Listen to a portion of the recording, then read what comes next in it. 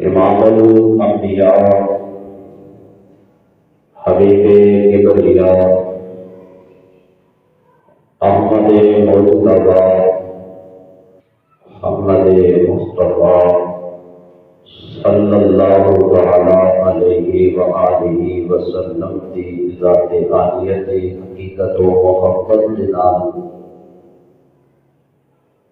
ہدیہ درود و سلام کا نذرانہ عقیدت پیش کرن تو علاوہ اللہ کریم وحدہ لا شریک ذات کی عظیم الشان بابرکت نام کتاب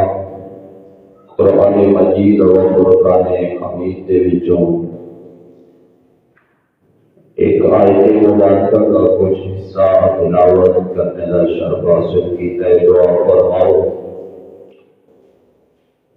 رب کائنات اللہ تعالی جل مجدہ الکریم بندہ ناچیز کو حق سچ بیان کرن کی توفیق عطا فرمائے، اور اللہ کریم وحدہ لا شریک ذات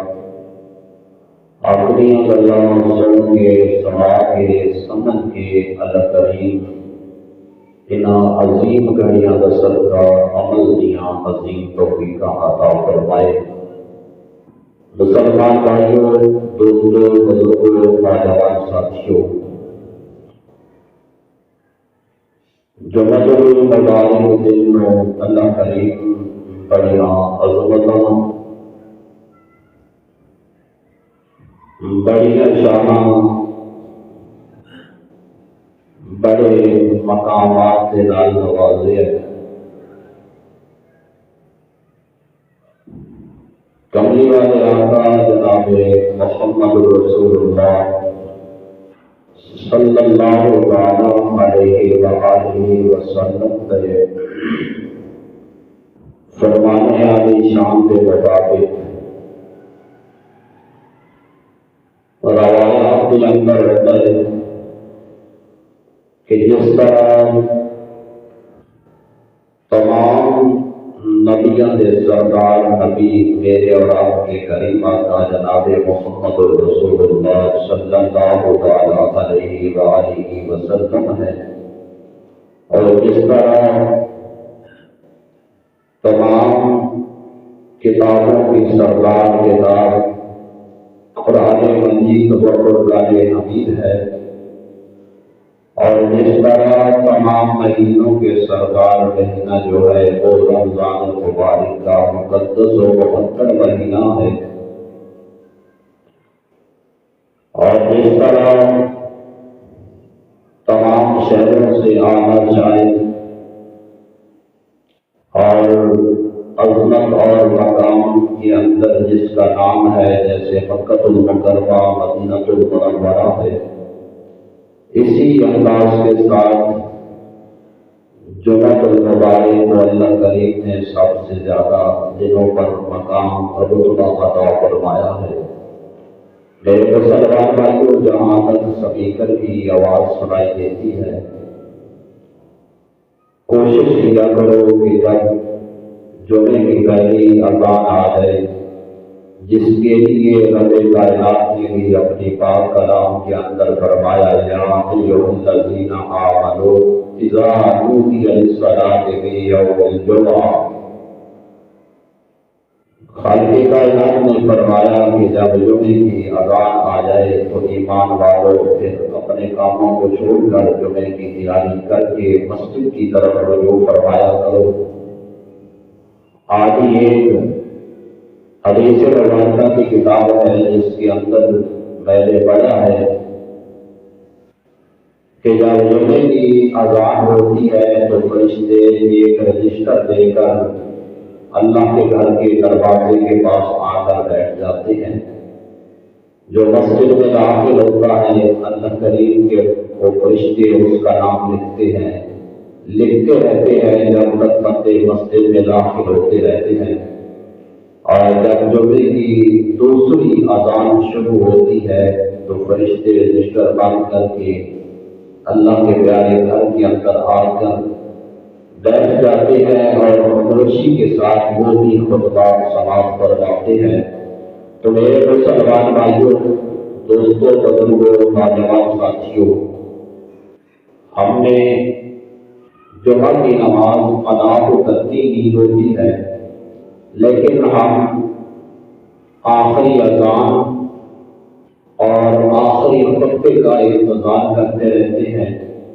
لیکن ایسا کرنے سے ہمیں نقصان ہوتا ہے، نفع نہیں۔ نفع اسی چیز کے اندر ہے کہ جیسے اللہ کا حکم ہے، اللہ کے معمول کا حکم ہے ویسے کیا جائے۔ تو کوشش کیا کرو کہ اس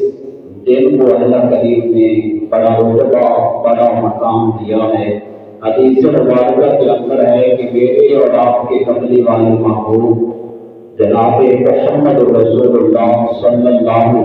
علیہ وآلہ وسلم نے فرمایا کہ جمعہ کا دن جو ہے یہ مسلمانوں کے لیے عید کا دن ہے۔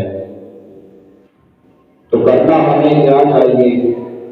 جیسے عید کے لیے ہم نہا دھو کر خوبصورت کپڑے پہنتے ہیں، اسی طرح جمعۃ المبارک والے دن بھی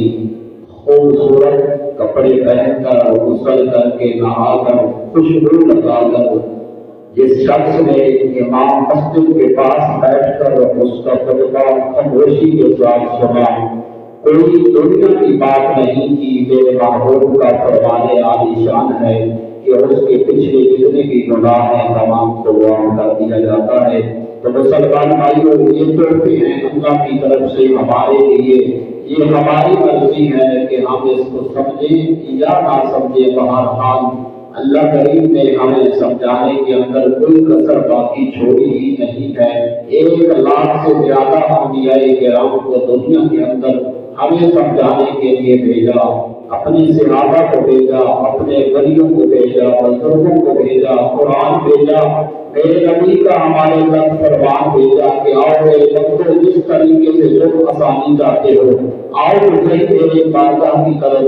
آنا تمہارا کام ہے، تمہارے تمام کو نیکیوں میں تبدیل فرما دینا یہ میرے رب کائنات کا کام ہے۔ ہمارا رب بڑا رحیم ہے، بڑا کریم ہے، بڑا غفور ہے، لیکن ہم بڑے ظالم ہیں، ہم اپنی جانوں پر بڑے بڑے ظلم کرتے ہیں، اور ظلم کرنے کے بعد بھی ہم یہ نہیں سوچتے کہ اس قبر کے اندر جانا ہے جس کی نہ کوئی کھڑکی ہے، جس کا نہ کوئی دروازہ ہے، نہ کسی نے اس کے اندر آنا ہے، نہ کسی نے اندر سے باہر جانا ہے، بس اسی قبر کے اندر رہ کر ہمیں دنیا کی زندگی کا حساب و کتاب دینا پڑے گا۔ اگر بچانے والی ذات کوئی ہے تو وہ عرش والے خدا کی ہے یا مدینے والے مصطفیٰ صلی اللہ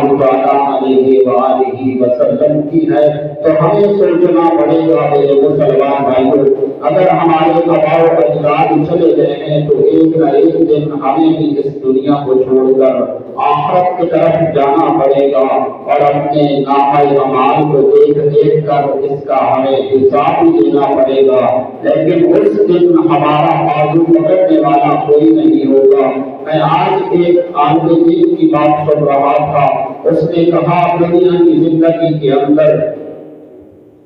بندے کے ساتھ سب سے زیادہ اس کی ماں پیار کرتی ہے، لیکن کبھی کسی نے سنا کہ جب بیٹا فوت ہوا ہو تو ماں قبر کے اندر لیٹ گئی ہو کہ میں نے بیٹے کو اکیلا نہیں چھوڑا؟ لیکن ایسے نہیں ہوتا۔ ہوگا کیا؟ جتنے بھی ہمارے قریبی ہیں، جتنے بھی ہمارے دوست ہیں، بھائی ہیں یا والدین ہیں یا عزیز اقربا رشتہ دار ہیں، وہ آنکھوں پہ ہمیں قبر کے اندر چھوڑ کر مٹی ڈال کر ہاتھ اٹھا کے دعا مانگتے ہوئے واپس آ جائیں گے۔ ہمیں اپنے عملوں کا حساب خود کو دینا پڑے گا، پھر وہاں بدلانا پڑے گا کہ دنیا کی زندگی کو کیسے گزارا ہے، ہم نے بڑوں کا کیسے سلوک کیا، بڑوں کے ساتھ اور چھوٹوں کے ساتھ ہم کیسے پیش آتے رہے۔ تو ان باتوں کا جواب ہمیں وہاں پر نہیں آئے گا اور پچھتاوا ہی پچھتاوا ہوگا۔ تو آئیے میرے مسلمان بھائیوں، آج ہمارے پاس وقت ہے اپنے آپ کو بدلنے کا، اپنے آپ کو راہ حق پر چلانے کا، لیکن ہم اس سے فائدہ نہیں اٹھا رہے۔ ہم تو اس مقام پر پہنچ چکے ہیں میرے مسلمان بھائیوں، اگر ایک آدھا مسئلہ ہو تو درستگی کے چانس زیادہ ہوتے ہیں، لیکن ہم تو اس نہج پہ پہنچ چکے ہیں کہ اب ہمارا بچہ جو ہے وہ بگڑ چکا ہے۔ اس نظام کو سلجھانے کے لیے ایک ہی طریقہ ہے کہ سارے کام کو چھوڑ کر میرے پیارے نبی کے پیارے دین کو اپنانا پڑے گا۔ یہی طریقہ ہے جو ہمیں اس دنیا کی دلدل سے نکال کر اس رستے پہ چلا دے گا جو رستہ سیدھا جنت کے اندر جا رہا ہے۔ تو میرے مسلمان بھائیوں، میں نے اللہ کریم وحدہ لا شریک ذات کی عظیم الشان بابرکت لائق کتاب قرآن مجید و فرقان حمید کے 28ویں سپارے سے ایک آیت کا کچھ حصہ پڑھا ہے۔ رب کائنات نے فرمایا یا ایھا الذین آمنوا توبوا الی اللہ توبۃ نصوحا۔ اللہ کریم نے فرمایا کہ اے ایمان والو توبہ کرو اور ہمیشہ ہمیشہ والی توبہ، وہ توبہ نہ کرو کہ مسجد کے اندر توبہ کی باہر گناہوں کی ڈھیر لگا دیے، نہیں، بلکہ رب کائنات نے فرمایا ایسی توبہ کرو جو ہمیشہ والی توبہ ہو، جس کے بعد گناہوں کا سوچا بھی نہ جا سکے۔ میں آج ایک کتاب کے اندر پڑھ رہا تھا، اس لکھنے والے نے لکھا ہے کہ اگر ہمارے میں سے کوئی شخص اس جگہ پہ جا کر واپس لوٹ آئے، میرے اور آپ کی طرف مجھے اور آپ کو بتلائے کہ وہاں قبر کا مقام بڑا سخت مقام ہے، وہ قبر اتنی سخت ہے کہ اس کے اندر واسطہ لینے کی جگہ نہیں ہے، تو پھر ہم دنیا کی زندگی میں سر سجدے سے کبھی نہیں اٹھائیں گے۔ لیکن میرے مسلمان بھائیوں، افسوس سے کہنا پڑتا ہے کہ جب قبروں کے پاس جانا ہوتا ہے یا قبرستان کے اندر کسی میت کو دفنانے کے لیے جاتے ہیں، وہاں بھی ہمیں خیال نہیں آتا کہ آج یہ ادھر آئے ہیں، کل ہمیں بھی آنا پڑے گا۔ ہم تو قبروں کا بھی احترام بھول جاتے ہیں، قبروں کے اوپر بیٹھ جاتے ہیں، وہاں جنازے کا انتظار ہوتا ہے تو دنیا کی زندگی کی باتیں کرتے ہیں۔ آج کل ایک نیا ڈرامہ شروع ہو چکا ہے، یہ ڈرامہ ہمیں دن بہ دن اس طرف لے جا رہا ہے جس طرف ہمیں جانے سے منع کیا گیا ہے۔ کریں تو کیا کریں؟ اگر مسجد میں آئیں کل سیاست، قبرستان میں جائیں کل سیاست، اگر ہم دفنانے کے لیے جائیں اس وقت کی سیاست ہوتی ہے، اور اگر کہیں ختم پاک پہ جانے کا موقع ملے وہاں بھی سیاست ہوتی ہے۔ تو پوچھنا تو یہ چاہیے کہ یہ سیاست ہمیں دے کیا رہی ہے اور ہمیں دے گی کیا؟ میرے مسلمان بھائیوں، آج ہمارے جو سیاستدان ہیں یہ بھی الیکشن لڑ کے الیکشن کے بعد ہمیں دنیا کی ترغیب دیتے ہیں، کوئی ہمیں دین سمجھانے والا نہیں ہے۔ میں پچھلے جمعہ پر عرض کر رہا تھا، لیکن ڈر اس بات کا رہتا ہے کہ جب ممبر پہ حق بات ادا کرنے کی کوشش کی جاتی ہے پھر ڈھیر سارے سوالات جو ہیں وہ اکٹھے ہو کر ہمارے اوپر سوال ہو جاتے ہیں۔ کتنی دنیا ہوتی ہے جمعہ پڑھنے والی، وہ سب کے سوال ہوتے ہیں اور ایک امام مسجد ہوتا ہے، سب کے سوالوں کا جواب اس نے دینا ہے، وہ کیسے دے گا؟ اگر سیدھی بات کرے گا تو پھر اسے ممبر اور مصلی چھوڑنا پڑے گا۔ لیکن میرے مسلمان بھائیوں، میں نے چھوٹی سی ایک بات کی تھی، شاید کچھ لوگوں کی سمجھ کے اندر آئی ہو۔ حق بات ہمارا کہنا حق ہے کہ میرے نبی کا دور مقدس تھا۔ آج ہم اس دین کو بیان کرتے ہیں ممبر پر بیٹھ کر، یہ ہمارے لیے بڑا آسان ہے، کوئی مشکل نہیں ہے۔ لیکن ہم نے صبح اٹھے، نماز پڑھی، پھر غسل کیا، کپڑے خوبصورت پہنے، اللہ نے ممبر دیا، مصلی دیا، لیکن ہمیں سوچنے کی یہ ضرورت ہے کہ یہ مصلی ہمیں ملا کیسے ہے، اس تک ہم کیسے پہنچے ہیں۔ آج یہ ہمارے لیے آسانی ہے، سپیکر چل رہا ہے، لائٹیں چل رہی ہیں، مسجد کھلی ہے، جیسے جیسے ہمارا دل چاہ رہا ہے ہم اللہ کے گھر کے آ رہے ہیں، کوئی رکاوٹ نہیں ہے۔ لیکن اگر ہم سوچیں نا کہ کروڑوں لوگوں نے اپنی جانوں کے نذرانے پیش کیے، کب جب ہمیں ممبر ملا ہے، تو رب کائنات کی قسم کبھی بھی ہم ممبر پر بیٹھ کر جھوٹ نہیں بولیں گے۔ یہ ممبر بڑی مشکلات سے ملا ہے۔ بہرحال میں نے ایک چھوٹی سی بات کی تھی کہ اللہ کے محبوب سب سے بڑی ہستی ہے آپ کے بعد، بڑا مقام ہے آپ کا، آپ کی بارگاہ کے اندر غیر مسلم عورت آئی، غیر مسلم، آپ نے فرمایا مکمل اس کے سال کے اوپر دوپٹہ ہو، اس کو عزت عطا کرو۔ عرض کیا آقا یہ کافر کی بیٹی ہے۔ فرمایا بیٹی بیٹی ہوتی ہے، چاہے مسلمان کی ہو چاہے کافر کی ہو، اس کے سر کے اوپر دوپٹہ ہو، دوپٹہ دیا گیا، عزت عطا کی گئی، بیٹی کافر کی تھی۔ ذرا اپنے اس دل سے سوچو کہ اگر میرے اور آپ کے محبوب کافر کی بیٹی کو اتنی عزت دے رہے ہیں تو مسلمان کی بیٹی کو کتنی عزت عطا کرتے ہوئے۔ لیکن آج تمہارے اور میرے ملک پاکستان کے سب سے بڑے صوبے کی وزیر اعلیٰ بننے جاری وہ عورت ہے، اور اگر عورت وزیر اعلیٰ بنے گی تو اس کے اندر ہماری عزت نہیں کی بلکہ ہماری بےعزتی ہوگی۔ کیا خاوند ختم ہو گئے ہیں، مرد ختم ہو چکے ہیں؟ مردوں کی بڑی تعداد ہے، لیکن یہ سوچ ہے